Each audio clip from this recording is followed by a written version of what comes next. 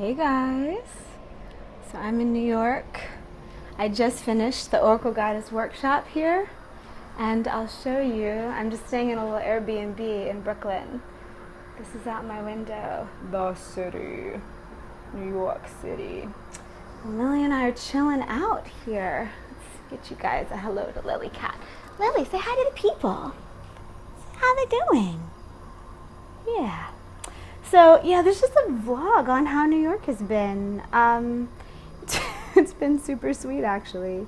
I'm pretty happy with it. The workshop went beautifully well today. It was really, really amazing, and the people who came out were just super duper sweet.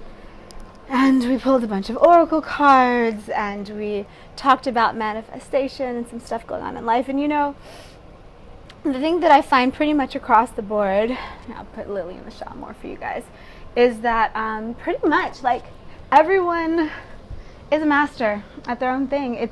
It's really just about figuring out what your thing is. You can lay down, okay? Chill out, yeah, hi. Oh, she's too good for that. Don't look at me like that. That's how you're acting. Anyways, so yeah. Usually New York puts me through my paces, and that definitely happened a little bit this time, in a different way. It was definitely more gentle on me than it generally is. I think because I didn't try to do a ton. I think because I didn't try to do all that much. Like, I was up at middle of the night last night. I made a new belly chain. I made a new, out of stretchy stuff. We're going to see how this goes. This is an experiment. I don't really know how it's going to be. We'll see. And, I just wanted something to wear around my middle. I've been wanting that. And so I had insomnia last night, listening to all the traffic out the window and interacting with the city vibes. There's a couple highways right outside the window. So all night long, there was definitely a lot of activity. And I had a vision of centaurs in New York. So basically, I've noticed a certain goddess vibe in New York. I've noticed really magical women, and I've noticed that frequency of empowerment and also needing to try to fit in. And so what I would love to tell all you guys, New York and other than New York, is make the world fit you. Make the world, that's why you are the way you are, is because the world needs you to be the way that you are in order for it to get what it needs from you. I'm trying to lay by Lily again. We'll see if she lets me. Look at this cool chest that's in the Airbnb, right? I don't know what's in there. It's pretty mysterious. Where's Lily? Here she is. Anyways, so, hi. Thank you.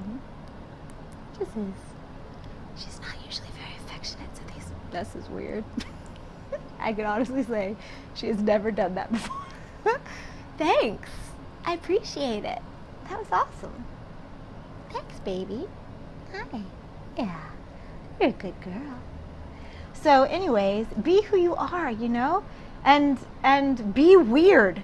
That's one of the best life tips that I have, is that if you're a little weird, people will get way less triggered. I can walk around with my elf ears on, and that triggers way less people than if I don't. It's like, if you let yourself just be a little odd and quirky, then it's like people can observe you and they don't need to compare themselves to you, because you're so weird, they wouldn't want to be like you anyways. And so it's like they don't get triggered up somehow or something. It's hard to describe, but try it out and see. Let yourself be a little strange and see what happens. Oh yeah, so my centaur vision. So I've been feeling tree ghosts a lot lately, both where I'm staying most of the time now in South Carolina and on my trips, and definitely here in New York I've felt them, like old forests that used to be here. And in fact, in South Carolina, as I've been doing my grid work, I've felt shaman from back in the day, like Native American shamans, see me in their vision and be like, what the heck? And I'm like, yeah, no, it's weird, hi. And then I come back to wherever I am. It's a trip, being the other side of the coin. But that's one of my great dreams. One of my prayers is that I am the sign of whatever it is that's needed. And if you're the sign, if you're the glitch in the matrix, then you operate by a different set of rules, you know? So, what else? Oh yeah, the centaurs. So I was meditating yesterday and dancing and just working the grid here. You know, New York is such an epic machine. And so I was just hiding out. I think one of the things, like I was saying that before, it's been hard is when I pack so many things into my time here.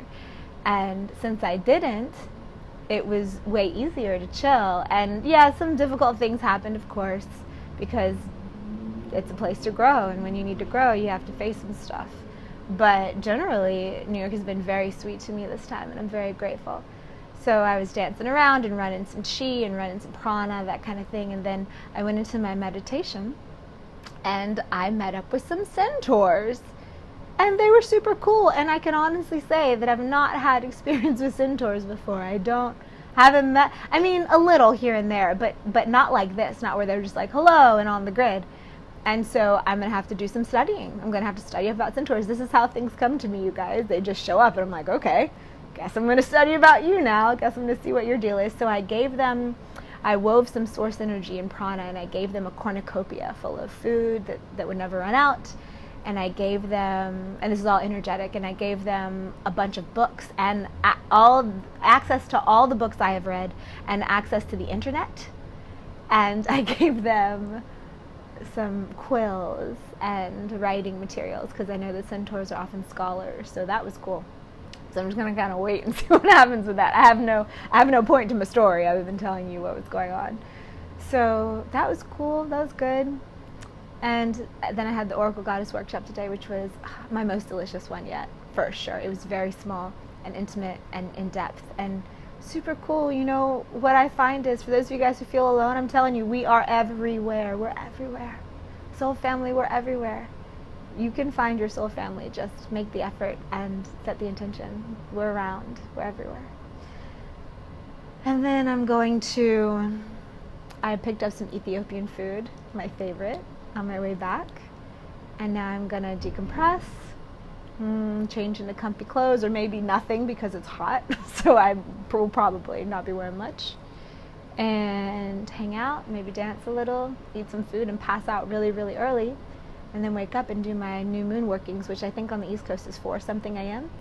And then shower and drive back down to South Carolina tomorrow, which is a 12-hour drive. So it's going to be far, but it feels good. I've got some audiobooks to listen to.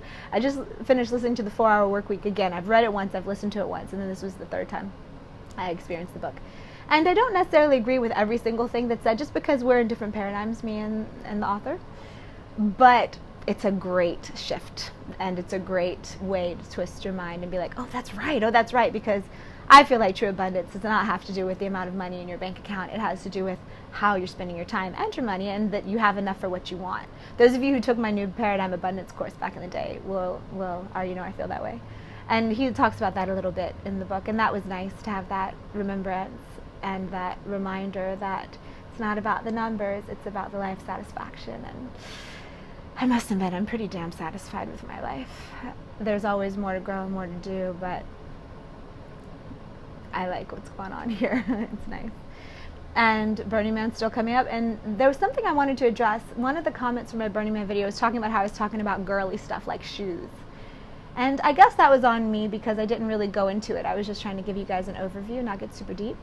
But shoes at Burning Man are actually really important because you're wearing the same ones for 2 weeks, and it's really hot and really dry and really dusty. And you can actually, there's this whole thing called like playa rot or something that you can get on your feet. So it's really important to have shoes that are comfortable. So I usually buy cheap shoes because they get somewhat destroyed. I mean, I can wear them to festivals, but not in normal society after Burning Man. So I buy cheap shoes and then get insoles and nice thick cushy socks. And it's important. That wasn't just me talking about girly stuff. And I'll probably do more videos with things like skin tips and how I stay clean on playa. For me, staying clean on playa is my little act of rebellion. I like to be really clean. And it's a challenge, although my camp does have an epic steam room, which yet another reason to be grateful. So anyways, send you guys lots of love from the Big Apple. It's been a lovely trip, my best yet. I'm so grateful. And I hope you're all doing very, very well. Happy New Moon.